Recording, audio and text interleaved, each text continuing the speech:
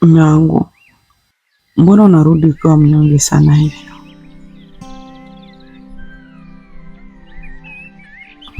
Nimetoka asubuhi mapema, lakini leo tena nimerudi pasipo kupata chochote. Naumia navyoona siku zinasonga mbele pasipo kupata chochote kitakachokusaidia siku utakapojifungua.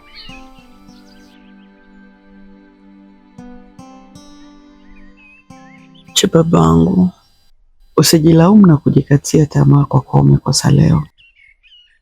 Mathayo 6:8 nasema, Baba yenu wa mbinguni anajua mnachohitaji kabla nyinyi hamjamuomba.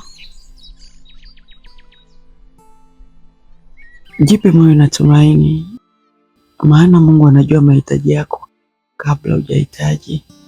Methali 3:5 inasema, mtumainie Bwana kwa moyo wako wote, wala usitegemee akili zako mwenyewe.